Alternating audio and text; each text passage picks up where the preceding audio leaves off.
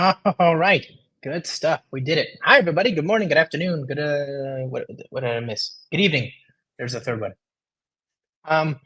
Oh, I am so happy to see you, my friend. It's been a an age, but recent, but also too long. But also, it's. I'm glad I got to see you. I'm just glad. I'm even more glad that everybody else gets to see you now too. All the things, right? It's Yeah. all the things. It's been too long and not long enough seeing you, friend. That's Exactly. what I mean. I mean that sincerely. Likewise. I've missed you. It's been too long. Hold on. When did we win? Hi. Oh, we got somebody. We got our friend Simon from Belgium. With Simon in the house, it's a party. It's gonna be fine. I don't even know where to start. Look, you are a man of many hats, and so I know what your title says, but I don't know that. Yeah, okay. Just before we get started, so I don't butcher it, can you introduce yourself to the audience and then let's get into it because I have so many questions. Oh, absolutely, absolutely. My name's Scott Davis. I'm based out of Colorado, and I'm an author. Josh and I got to know each other in the Java space back in the good old days. You said before we got online, you were even talking about OpenJDK and the history of all that. So I hope we get a chance to have some Oh yeah, good old man reminiscence about like what's going on these days with some chin stroking AI and things like that. Yeah. I bumped. I don't even know where I bumped into you, but it must have been in the last 15 years, the very first time. Um, and I just know that you were a prominent and are a prominent figure in the ecosystem. And I would bump into you once I started getting on the road. I wasn't just a watcher of your content. I was actually a person like begging you for autographs as you were racing to get to your next stage. Yeah, I was just I'm a huge fan. I think that's worth saying. And it's not because of just the Java stuff. It's quite the contrary. It's because you can do everything and you've done everything. And I've seen you do really compelling talks on open web stuff and your accessibility stuff, and of course systems design and testing. And didn't you have like a Groovy? Oh yeah, yeah. Sprint there for a Groovy minute. and Grails, yeah. Yeah. Those are the good old days, and of course they're still around. They're still thriving. Oh sure. That's just like us. That's probably about the right era that you and I, started catching up. Yeah, and what a, and you've done, my God, how many blogs and articles and the like? I've been thinking about this. So my first book for O'Reilly was J Boss at Work, and that was back in 2003. And, Careful, careful. I know, right? But I've always known you as Spring Guy. And so it's ironic that I wrote a book about J2EE when there was a Q in it back in the day and everything. And you were talking about Spring MVC, back in the day. What was the first Spring version that you hopped on? Do you remember? Well, there's a difference between hopped on versus talked about, right? So I didn't get into the. I wasn't really in the conversation until like 2008. I used 1.0. I was using the very earliest versions of Spring. Because I felt inadequate, right? I'll tell you. There are several things that converged at the same time. You mentioned 2003. When did Flurry get Sun to give him a TCK license? Oh, okay. Now you're before or after? Later, right? Not 2003. Those were early days. Yeah. That's when they were still charging money for the documentation because they had no way to charge for the code. And I mean, it felt like a very righteous fight, at the time. I mean, it all seems so ridiculous now, but there was a time when there was no open source Java. It just wasn't done, So JBoss changed that. Yeah, Tomcat. Tomcat, the Java servlet engine, the web engine and everything. What I love is James Duncan Davidson, and Jason Hunter were working on that. And two of the most formative books in my early career as a young kind of tender programmer was Jason Hunter's Java servlets book, the copper kettle on it. And that told you how to do things correctly. Right. But then it was also Bruce Tate's Bitter Java. I was going to talking about EJB anti-patterns and problems you can get into. And I loved that contrast. They were really like two voices on my head. I had Bruce Tate on one shoulder and, Jason on the other, and they were both speaking truth. And I think it's a matter of holding all that in your head at once, saying, this is technology with the best of intentions, but here are the sharp, pointy parts. You're going to get caught up if you go over here. And so I think you need both. And that's what a developer advocate really is. It's like, I'm out here to tell you about what the goodness is, but I'm also here to warn you about the sharp, pointy parts. Right. You mentioned Bruce Tate. I remember Bruce Eckel doing a similar sort of thing at the time, because he was on the C++ standards body, but he's also out there with his book, like saying, hey, this is beware, do not touch this feature. And then here comes thinking in Java, and I remember that just landing like a meteor, just amazingly good book, and for the same reason, which is he had just come from the C++ space. He was as aware of anybody as about why some of these parts of Java just did not work at the time in the way they were explained. Well, and his thinking in titles, those are just brilliant. And I mean, he's here in Colorado, just like me. I'm Denver based, so Crested Butte, right? But that thinking in is I think, a big part of what we do, because so many times Java developers, or any developer, not just Java developers, we're talking Java, are so busy and have deadlines. We got to ship. And so many times we want frameworks as shortcuts. I don't want to think. I just want to do, ship, go.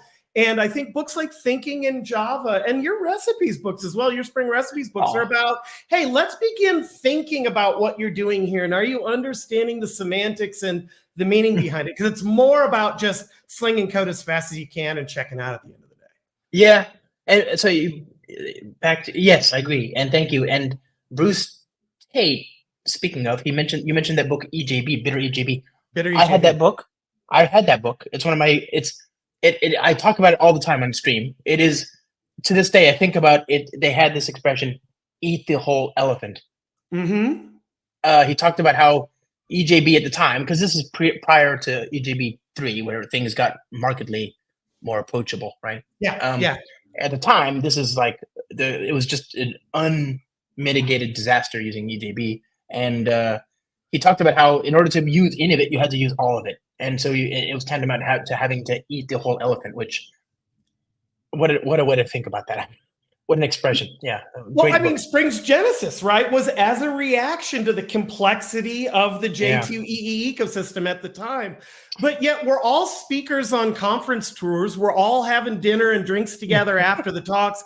That time when there's just such an exchange of ideas among a mutual respect as well. Like, we're all here talking about what we're passionate about, and we need to hear what everyone has to say. I just love that time in the Java ecosystem when there were so many fresh ideas coming out, and there was room for more than one idea. There was room for more than one framework or more than one way to do things. Well, like I said, without JBoss, I don't know where the story of of open source Java would be today, but probably not nearly where it is. It's, we take it for granted today. I just want people to know, who are you joining us now, there was a time when you could say something like open source Java and get laughed at, because it did not exist and it would never exist, They had Apache class path. We had TCKs that you could pay a few $100,000 or whatever it was for compatibility, but there was no such thing as open source, from the source open source Java. You could reverse engineer it and hopefully not get sued, And I love innovation kind of squirts out in weird places as well. When Sun Microsystems open source Tomcat, they also open source this little build tool called Ant. That was Duncan Davidson, right? That was Duncan Davidson all over again, right? He wrote that on Ruby guy now. A single transatlantic flight, in between software conferences, and it was another neato tool. Another neato tool, a way to use XML to declaratively define your build and get reproducibility and all those things. I mean, like, those like little butterfly flapping, butterfly wing flappings, like Ant, is now we're in this whole ecosystem with Gradle and everything else going on. So didn't we get Jelly? Wasn't that the XML? Oh of course. So Tomcat begat Ant, which in turn begat, I think, is it called Jelly? Is that what it's called? The XML language that was used as the because it's a Oh, Turing see, complete digging language, back, right? I mean, that's vaguely familiar, but I don't think I ever Oh, had any hands-on with it. So good. Yeah. It's a sign you've had a bad life. Otherwise, you shouldn't be worrying about that stuff. But anyway, all that to say, really interesting time, and I'm certainly glad to have had it. But I'm also simultaneously glad it's in the rearview mirror, because frankly, I feel like the world was made for higher order bits. Like there's a figuring out how to like distribute our programming language should not be the thing upon which we're all focused.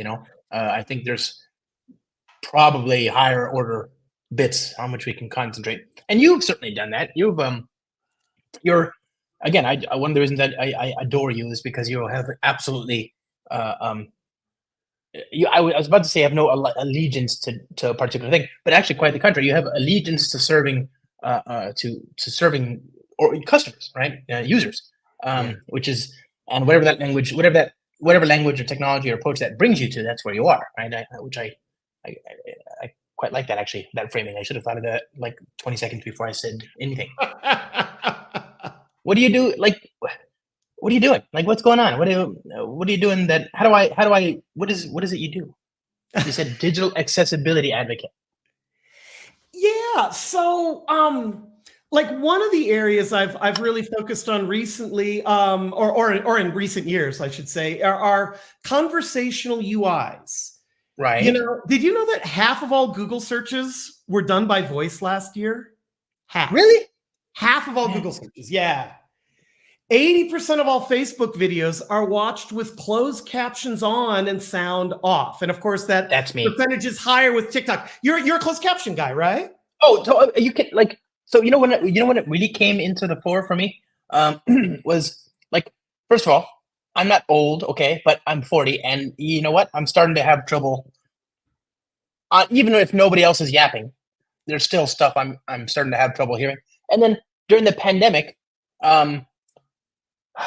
you're all just sort of sat in the same exact living space for a year, right, under lockdown, and yeah, some of us just want to flip on the TV and see what's what, while also being able to listen to the conversation.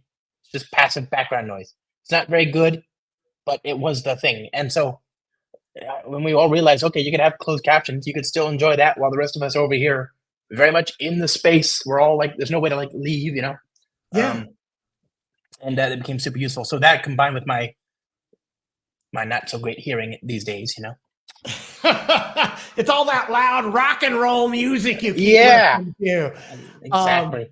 No, but like closed captions, this is a great example of something that started ostensibly as a feature for people with specific disabilities, and it's broken through to like mainstream success now.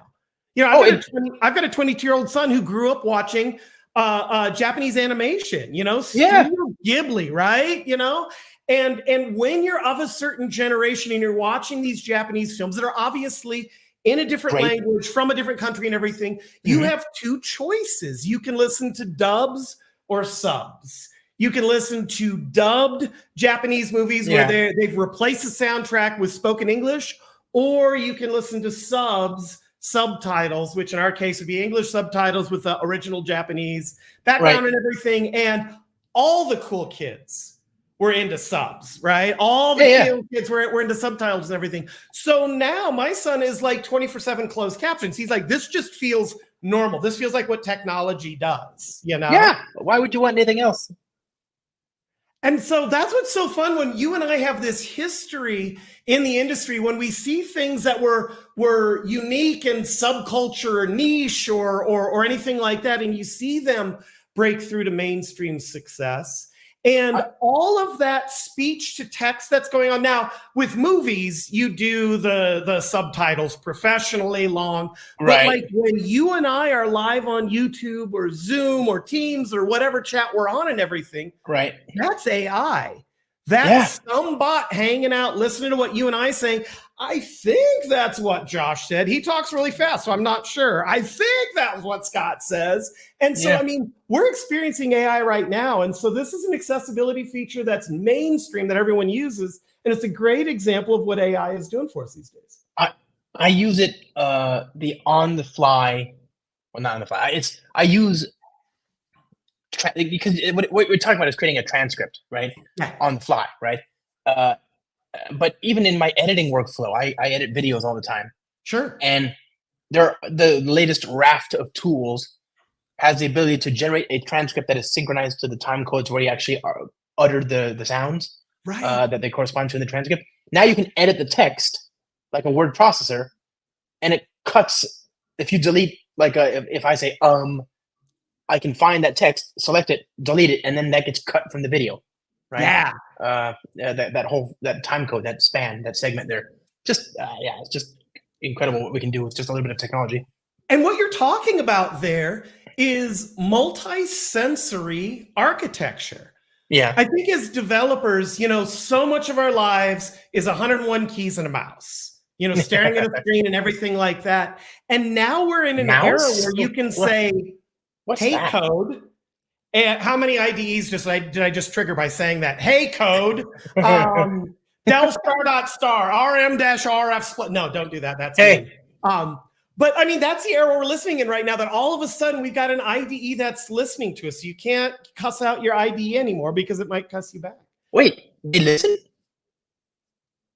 Is that a thing? I didn't know I didn't know you could drive your IDE from your voice. Is that real? I guess absolutely. GitHub Copilot in VS Code. Oh, VS Code Copilot. Okay. Yes. I did not know that. I've always just typed and had it. I dropped the punchline. I should have led with the punchline. I apologize about that. But here's the deal. It is super cool to say, hey, code, refactor this, or hey, code, write a unit test for me, or hey, code, do all these kinds of things. But the keyword, the setting in VS Code that you use to turn that on is accessibility.voice.keyword activation. So again, once again, it's like everything old is new again, but it's also, we're really just reevaluating and reinventing the way we do software development in this day and age. It's really exciting. Right. Well, that's really good. Like what are some surprise? I mean, that's a good one, right? The Visual Studio Code. What are some, you mentioned Google, the most searches are done in, I've never, what my problem is? I'm on the Apple side of the ecosystem, and Siri is terrible. Just terrible, right? So like Siri's about to get better, apparently. Did you see that new Apple Intelligence thing? That looks pretty good. But in the meantime, I just don't trust. I mean, I've asked Siri for like the weather, and it's given me a recipe for rhubarb pie. Useless right now. Right. So right. When Siri first rolled out in the iPhones, I was driving and I said, hey, text Kim, my wife, Right. And I said, hey, gonna be late for dinner. Start without me. Love you. Bye. Yeah. Siri ended up sending that to Ken Davis, not Kim Davis, a client of mine, and he got the text and sent back and said, well, we're having meatloaf tonight. You're more than welcome to swing by. Love you too, buddy. And so we are in this world, and it's interesting because we expect computers to be exact, right? That's what we trust computers do. I can't tell you the last time I've balanced my checkbook, right? Because when's the last time has my bank screwed up, simple arithmetic like that? But we're moving into a world of fuzzy queries and fuzzy answers. And so we do have to adjust our expectations. We can't just trust blindly what some conversational UI says, even though scientific studies say if someone says it to you, you believe it more than if you just read it. So we're in a little bit of a scary confluence where we've got AI hallucinations in there, but spoken in very soothing, trustworthy voices. And confident voices. Confident, yes. I wish they would show a little humility, like, I think it's this, you might want to verify. Anyway. I think it's Amazon when they're talking about RAG, retrieval augmented generation. They say you can think of LLMs, large language models, as an over-enthusiastic new employee who A, refuses to stay informed on current events, and B, will answer every question with absolute confidence. Very annoying. Don't be that guy or gal. I've worked with people on that. I always get worried that as a developer advocate, as someone who speaks on stage, that might be my public persona, someone with all kinds of confidence that is loudly and boldly and confidently wrong as I'm telling you things on stage. Unearned confidence is the worst confidence. Oh, indeed. Yeah. Speaking from experience, of course. Yeah. Not about you. Okay, so that's amazing. Like this accessibility thing is a really interesting dimension. And normally when you say the word accessibility, again, that's one of those illities about which we used to speak 20 years ago in the context of enabling those perhaps who didn't have we can say disability. Disability is a neutral, scientific, perfectly valid term to say. People with disabilities. Differently abled, different disabilities, that kind of thing. And now, as you say, it's that certainly, and first that I hope, right? But secondarily, it can also be an extension of the metaphor by which we interact with computers. Does that sound right or no? Absolutely.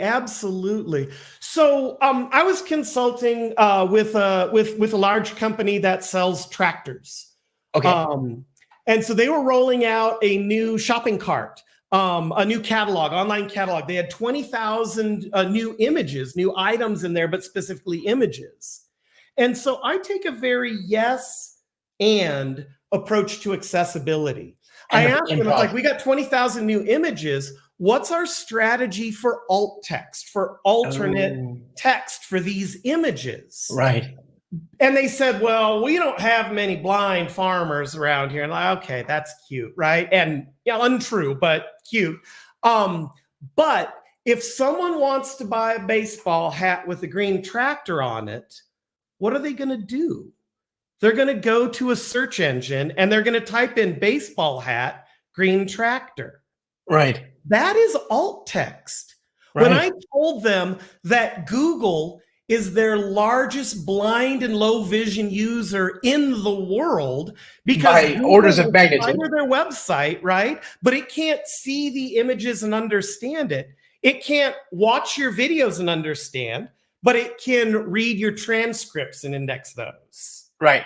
It can read your closed captions and transcript, and index those. And so with images, 20,000 images, I said, this is a yes and opportunity for accessibility. Yes, it's for your blind and low visions, for your blind and low vision users, and for everyone who uses Google. Yeah, so, which is at the moment the very large majority of people on the planet. Yeah, and that's true surely for the other, Baidu in China and Bing and all of that. Yeah. So search engine optimization is about findability, and you do that by adding descriptive text to your images so people can find that on the web. So accessibility is really fun. I did a keynote for years before COVID called "It's Spelled Accessibility, Not Disability." And we talk about these kinds of examples over and over again. But now when people are talking to their watch and walking into a room, and talking to nothing but a smart speaker, right? I mean, we used to call that insanity, right? And now we call it state-of-the-art technology.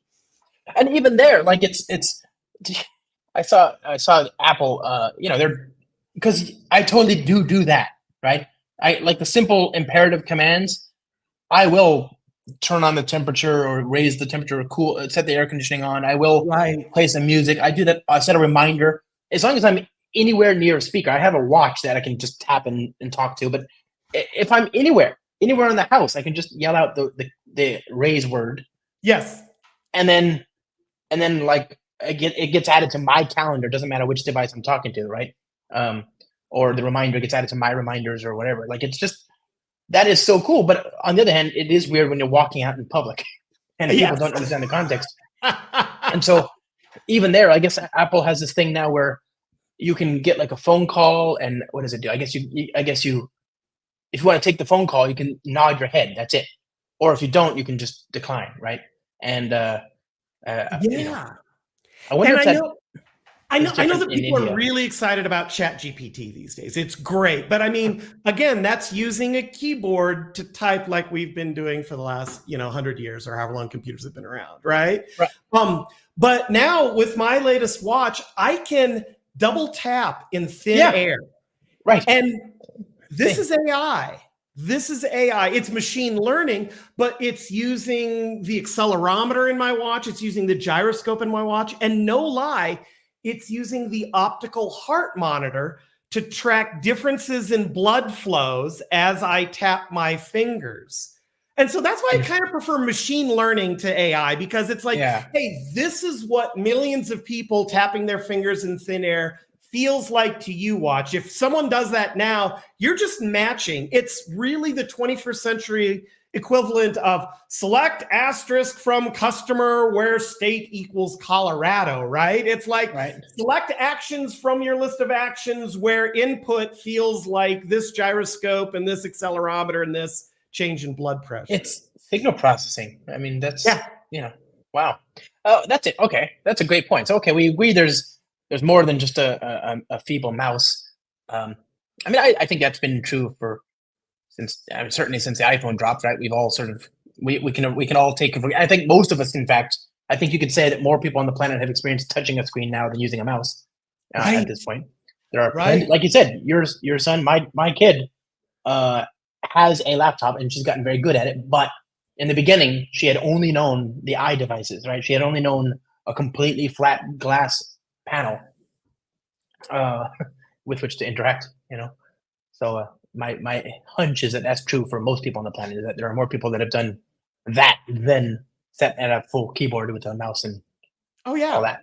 And that's so important to remember, because as developer advocates, that's who you and I talk to. We really do talk to developers whose whole input on computers is keyboards and mice. And even when they have Androids and iPhones that they interact with outside of work, sometimes they don't make that leap that, like I'm a web developer using a keyboard and a touchpad right now, but real talk, 2/3 of all web traffic comes from a smartphone, not a desktop, not a laptop. 2/3 of all web traffic is mobile based. So as software developers now, part of what we need to do as developer advocates is build that awareness, open their eyes. I'm constantly talking to web developers saying, you have got to be pulling out your phone and testing your website on your phone, because that's how the vast majority of your users are going to experience it as well. Yeah. So you mentioned on your phone, is that CSS? Is that like what are you telling me? What's my action? What if I'm a Java developer sitting on the back end versus a scientist working on the front end? What do I go out and change about my life and my routine, and what do they change about their life and routine now to better encompass these ideas, these big, heady, pointer-free ideas?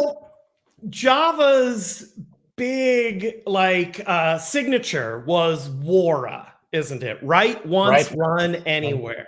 Right. And in the era when that was true, anywhere meant any desktop computer running Windows or Mac OS or Linux, right? But any desktop computer, ... You remember the J2ME days, don't you? The Java micro edition days? And the floating point distributions and all of that, right? J2ME profiles. Yeah, it was kind of Java the lesser. They're like, you can use anything you want in Java as long as you don't use floating point numbers. But other than that, knock yourself out, But I was using Java on Palm Pilots back in the day. I wrote an app that captured signatures on the Palm Pilot, and these devices had internet connectivity. So when you captured a signature and hit send, it did an HTTP post. And it sent XML up to the server. And we used an open source project, Apache Batik, to transform that XML into JPEG or PNG or things like that. But I mean, that was the era. And you know how old that was. That predates, iPhones, but that was the era when I was saying Java is write once, run anywhere. It's literally running on this Palm Pilot right now. And so I think as developers, we just need to be aware of how broad the computing ecosystem is and make sure that if you're building websites, it's got to look as good this way as it does this way. It's got to be portrait and landscape, and it's got to be a variety of screen sizes. And your website, you need to expect it to be viewed on a smart TV in a conference room. To a desktop, to a laptop, to, a smartphone, to something like that. So it really is, we can talk about write once, run anywhere, but here in 2024, I'm like, no, really, it's got to run anywhere. Right. And you got to be ready for that as a developer. I'm very pleased that the burden of supporting the front end is less and less these days Java, and more somebody else's circus and monkeys, like Yeah. But because you it wrote is. a book. But you wrote Yes. a book on Spring Reactive, right? On the reactive Spring, Yeah. which is super useful in the UI paradigm, but I found it to be of even more value in the back end, in the non-blocking IO paradigm. Right. But like I came across it when I was porting an app. I had a team of developers. We were building conference room software, and a lot of that was voice and video and text and all that kind of stuff. But Angular 2 was where they introduced this reactive paradigm. And so having to explain to developers, yeah, we're using this reactive paradigm. Oh, you're using React? No, that's a different framework. We're using Angular with a reactive paradigm, and you're using Spring with a reactive paradigm. And that's what I love about being a developer advocate. Reactive wasn't around in when you and I got started, or at least wasn't as popularized. It hadn't broken through. But you spent a good long time saying, hey, developers, this is a whole different mindset you have to get yourself into. Right. This is a whole different way of looking at problem solving. Did you enjoy those reactive days? Were those good days for you on the road when you were like seeing light bulbs go on all over the time and people said, oh, this makes so much sense. Where have I been in my life? Yes and no. Yes, because if I did a good job and those light bulbs appeared, then it was super satisfying, right? On the other hand, OTOH,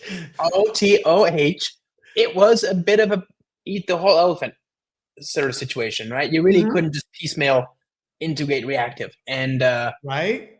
Because if you want to subscribe to something, you got to subscribe to all the things. Yeah, you're in or you're not, and at least there's I could show you the value. Like if you did this, there's an actual material result that would benefit from the work at the end of the process. And I still would say I would still argue that there's still some benefits to it, but in general, it was a bit of a uphill climb for some people, especially if you're not used to the functional paradigm. And so they're making the case that this was worth the climb. It can be done, certainly, but nobody wants to have to persuade somebody to help themselves. It should just be obvious. And if it's not immediately obvious, if you have to turn on the light bulb for them, and maybe it's easier to do other things. Yeah. But it goes back to what we were talking about earlier. Bruce Eccles thinking in C. He was like, this isn't syntax. We're not slapping text on a page. I really need you to understand the mentality behind it. And Java has a lot of that mentality as well. It's an OO programming language. At least it was at the very beginning, right? Yeah. And so you overlay something like reactive and this functional metaphor on top of it.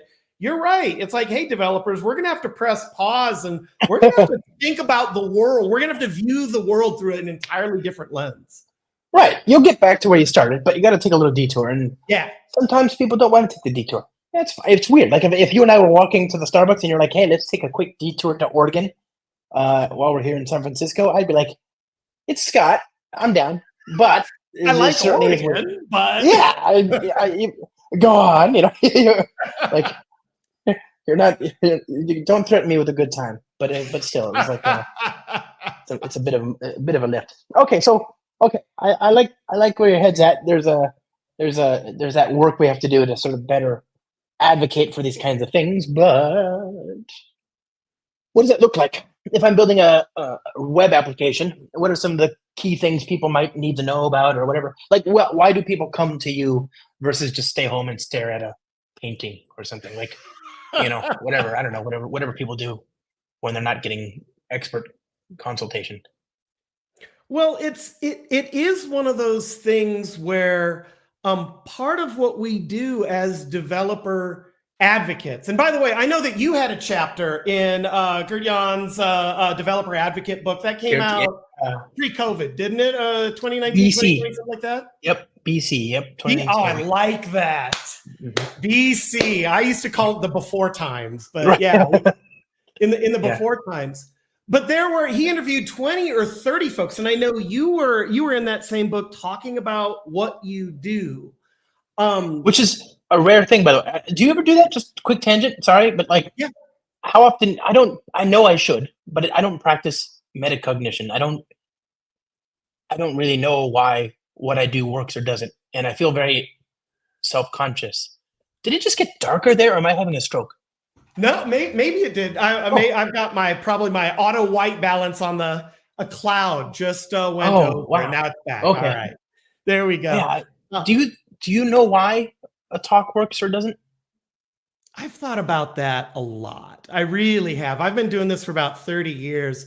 And I hang out with people like you all the time. When we go out and have dinner together and drink scotch together, it's hard not to talk shop. And what we talk about is, oh, this talk went really well, or this talk is tanking. I had a friend who's like, I don't know why this talk isn't landing. I might have to rewrite the talk. I said, why don't you rewrite the title? Rewrite the abstract. It's a great talk, right? But your title and abstract maybe aren't leading people towards the right set of expectations. And he says, yeah, I love this talk. He was lamenting having to change what he thought was this great talk. Yeah. They always say, what is that horrible phrase? You have to kill your darlings or something like that, right? Like, oh yeah, something like that for sure. The writers have to, basically the first draft is for the bin, right? Like, yeah. But I don't know if that's, I mean, sometimes you're right. Maybe it's the abstract that needs to go and not the talk, who knows? But okay, I think anyway. I think you and I probably do the same thing, because I've watched you live code on stage and holy cow, that's a superpower, Oh, thanks. Well, it's spring. I couldn't do like I couldn't go up on stage and do like PHP. I wouldn't be able to get anything done. I'd be on stage for 5 hours and I'd be like, that wouldn't be fun. It has to be productive. Otherwise people are going to get bored. Yeah. Yeah. But that live coding experience for the developers who are sitting in the audience, you're taking them on a hero's journey, right? A hero's journey is like, all right, a little bit of a challenge. I overcome it. I'm a little bit stronger. Now I have the next level boss I have to fight. And once I beat that next level boss, I got a next level boss to fight. But what I love is a lot of time your demos start tabula rasa. It starts blank screen. Yeah. And I've seen that strike fear into developers, where I'm like, all right, I'm going to create a new directory here, and I'm going to create index.html. We'll start from here. Like, wait a second. What about app servers and transactions and all these things? So you are in a very complex space, but you very effectively are able to start from a blank screen and build beauty out of that, build a solution, build a working solution. And it's a constant set of, now let's add this feature. Now let's add this feature. That's a real talent of yours. And I think that's what being a developer advocate is taking people on this journey of discovery. You make it sound so more epic. Than anything else, by live coding, proving it in code, proving it can be done. You're like, I'm on stage, I'm doing that. I'm giving you the confidence that when you get off stage, when you leave this conference, you're going to be able to do the same thing because you saw me do it live. Well, thank you. All that is very good insight. And I see you've just practiced the metacognition that I wish I had been able to do. Do you ever okay, anyway, I guess that's neither here nor there. What we were talking about, to me, that kind of stuff is super interesting because I did that book and that was the first chance I had a chance to lament or ruminate. Yeah. On this stuff. I don't know why advocacy works. I just know that I looked at my friend James Ward and I'm like, that guy's got a good point. And I like watching him make the point, no idea why. I just know he's really good at it and still, top 3 best to ever have done it, anyway, go on. Yeah. But you really do. I think, do you consider your audience before you get on stage? Do you think about who you're talking to? Sort of. Actually, I almost feel bad because I do so many presentations now where if I let people ask me questions before and I just, do you know what I'm saying? That thing where you're sure that you're going to answer most of the questions? You what? It can kind of get in your head a little bit if people are talking to you before you go on stage? No, it's just they're going to ask me a question that I guarantee almost guarantee that they'll have answered by the time I get off stage. So if I'm talking to a group privately or whatever, I prefer the questions at the end, because if you still have a few questions, then that's a gap in my my discussion and in the organization of that talk, as opposed to like something that will be covered in due time, you know. Yeah. And but so with respect to my audience, it's I try to make my talk software focused. So as long as I'm at a Mhm. software show or talking to software developers, Yeah. I know it'll be okay. If you're Yeah. sitting there with no code skills, then I can point you to a million other people who make a more interesting presentation for you, you know. Um, but so it's got to be software developers, and then once I know it's software developers, I don't care what Yeah. the particular makeup of the audience is, because again, I'm pretty sure I'm going to give them something that they're going to be glad to have gotten by the time I'm done.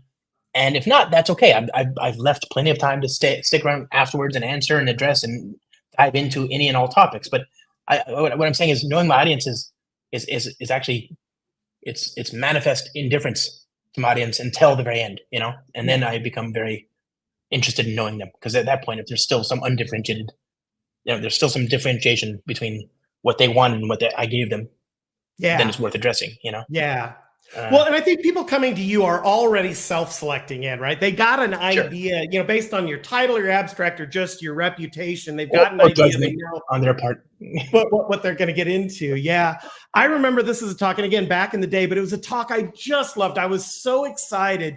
It was an advanced unit testing talk with Groovy. Oh, And I remember I was giving this at a software conference, and you usually get that feedback, right? You usually get yeah. smiles or nods or anything like that. And this audience was just not picking up what I was putting down. What? And so about halfway through the talk, I said, okay, you're like, these are kind of some advanced topics in Groovy, like meta programming. Like here, like if this thing is in test, I can dynamically stick a new function on that code under test just to help me test, and it goes away after I'm done. So like meta programming, that's a big, heavy concept. How many of you do meta programming back at your job? And like no hands went up. And so I was like, oh, okay. Oh. So meta programming, I'm saying this like we all know what we're talking about, but it's really, I know what I'm talking about, and you all are struggling. But then I asked, but you all like unit tests back at the job, right? You're all writing unit tests? Not a single hand went up. Oh no. So They're if you're different coming math. to an advanced testing talk with Groovy meta programming, and you have neither advanced Groovy meta programming skills nor basic unit testing skills, that's a challenge, right? Oh, And that's kind of a nightmare scenario for speakers like us, right? Because yes.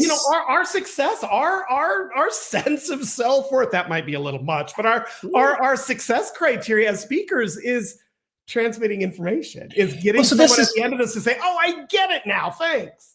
that's another thing. So I always start from tabula rasa, like you said, start from zero.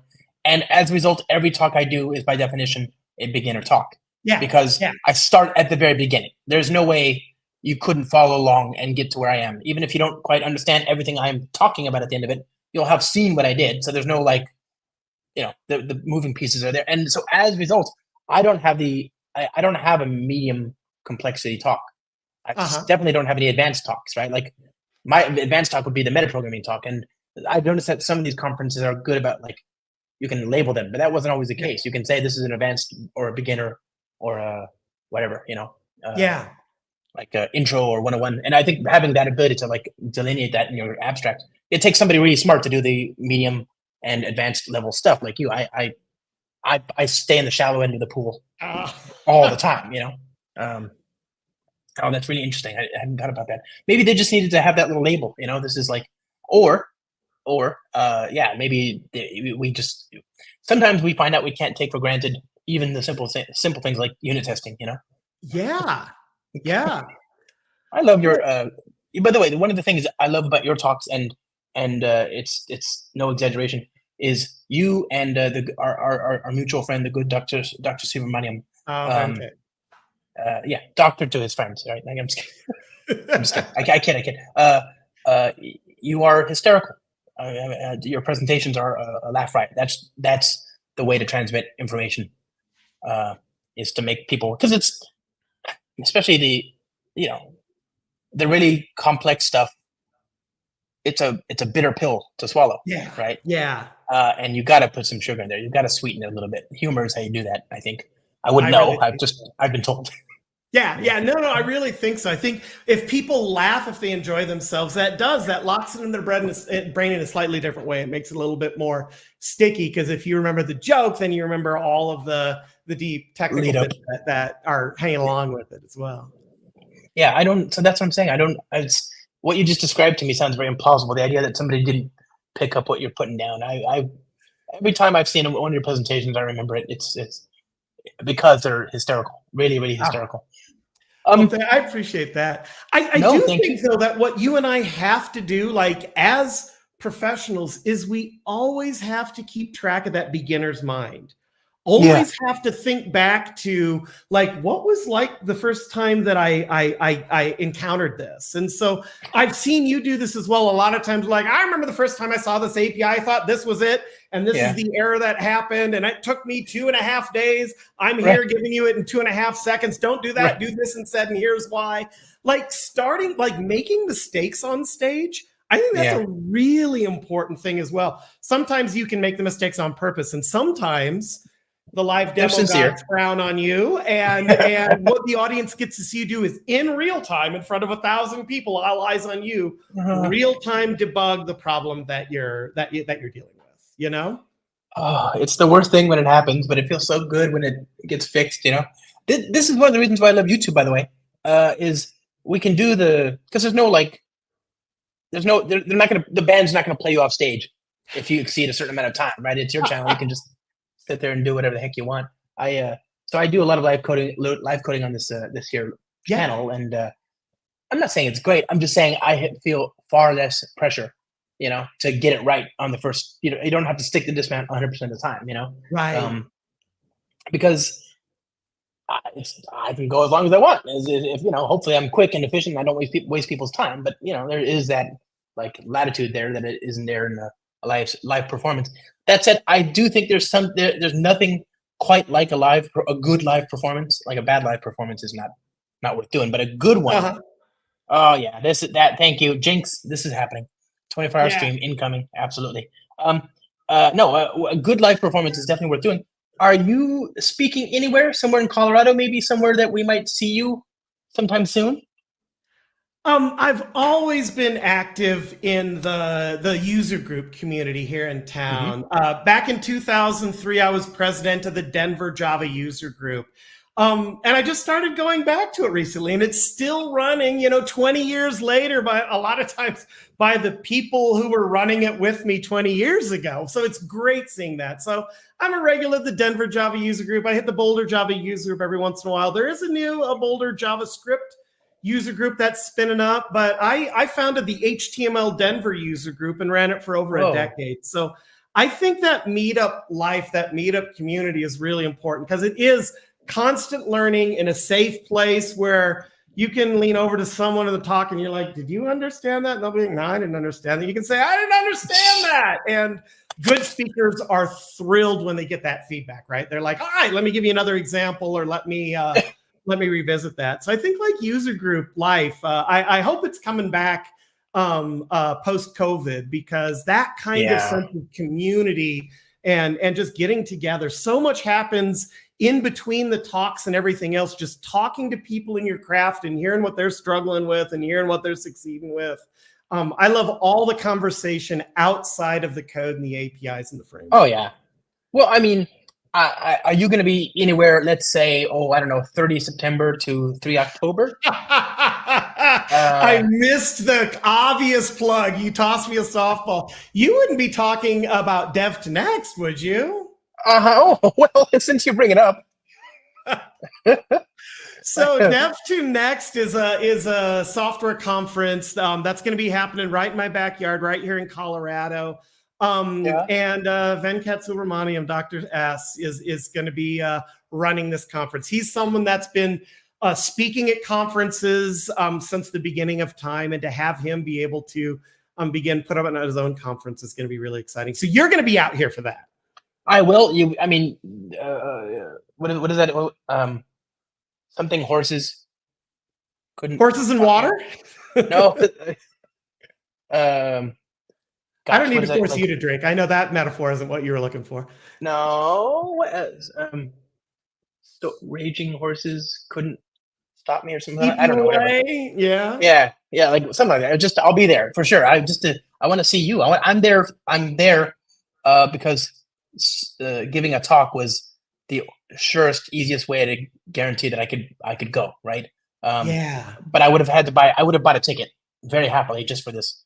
Like you are one of those people where uh, um, the good doctor Subramaniam, you know, he's actually one of your friends, right? And it's Yeah.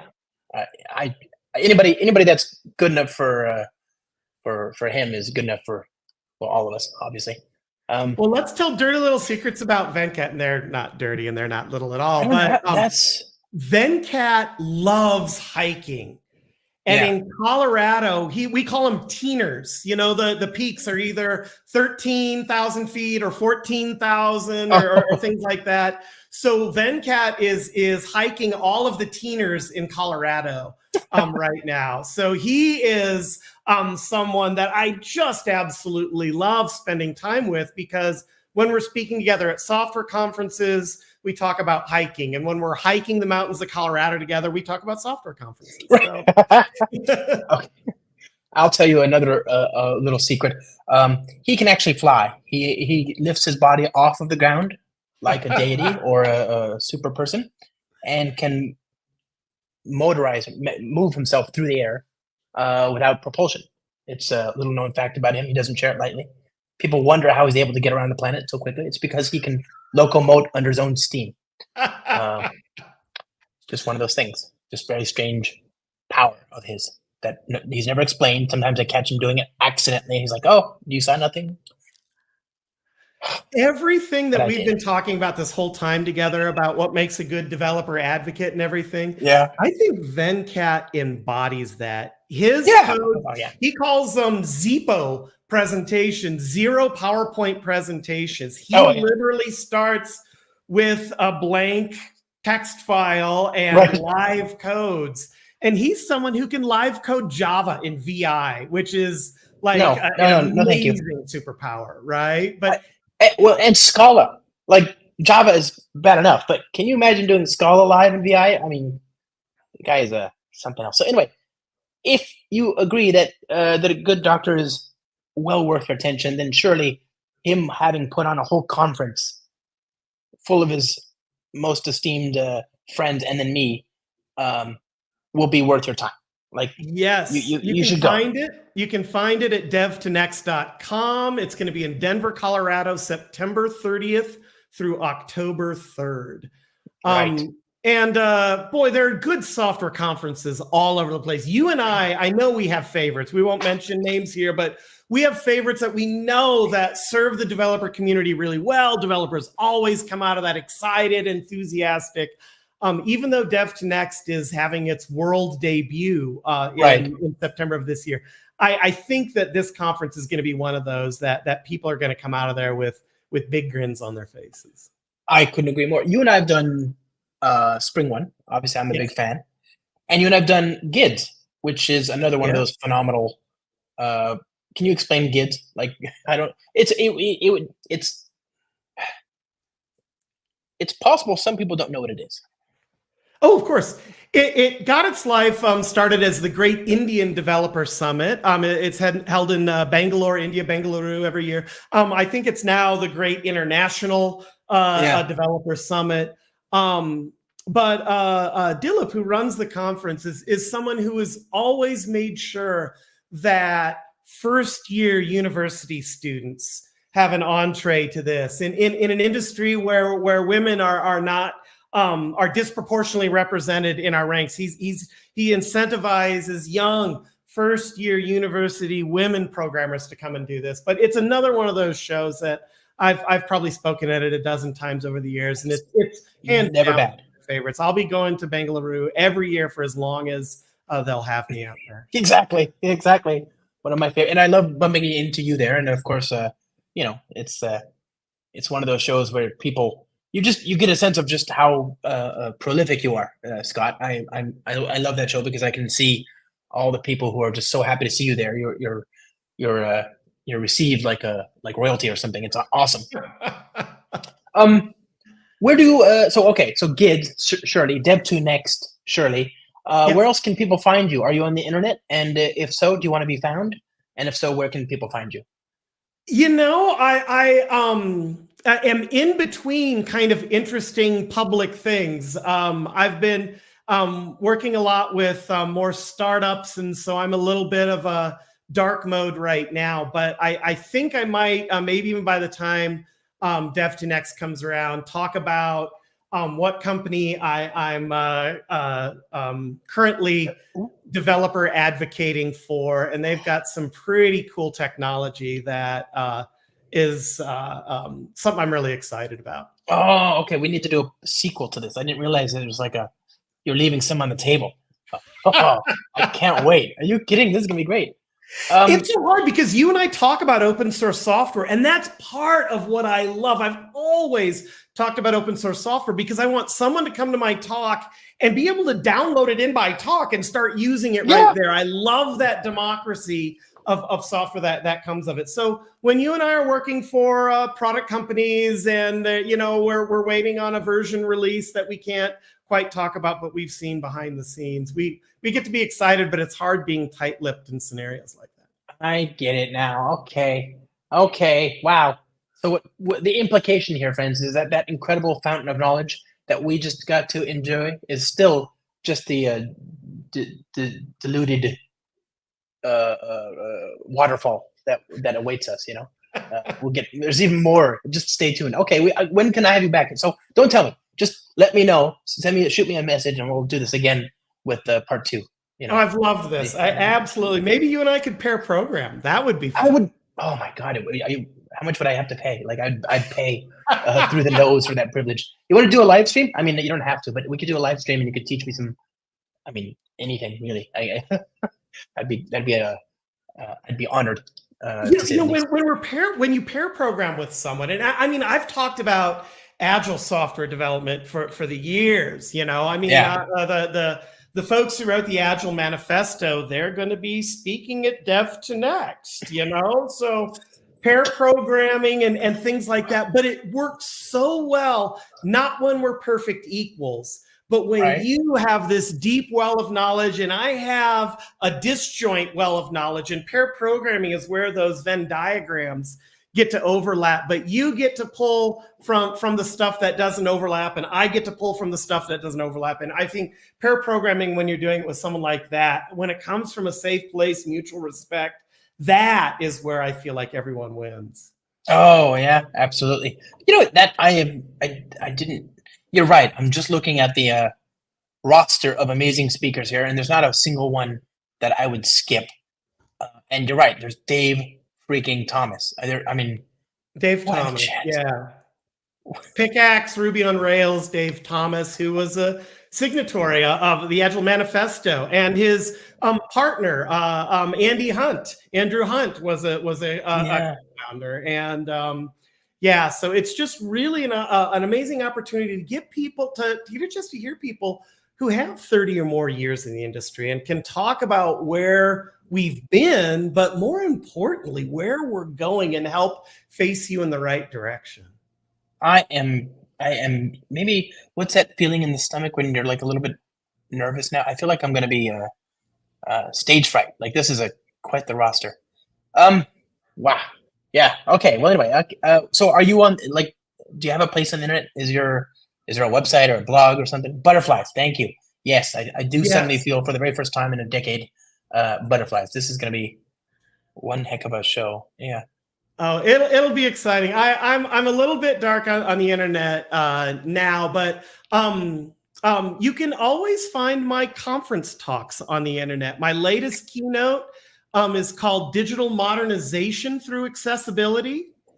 And that's where we get into Apple VR. We get into Google Media Pipe with all of this facial recognition and gesture recognition and things. And digital modernization through accessibility is how you and I started this talk. We're really excited about these new features, but this is accessibility broken through the mainstream. And look, someone has already found it and posted it. So I gave 4 different talks. If we wanted to talk about continuous accessibility and setting up, pipelines and things like that, I've got a talk called Continuous Accessibility. So COVID were some dark years for me, but I'm absolutely rolling out some new talks. I'm getting re-involved in the meetup community locally here in Colorado. And I got lots of stuff that I'm excited about that I'm excited to share with folks in the audience. I cannot wait.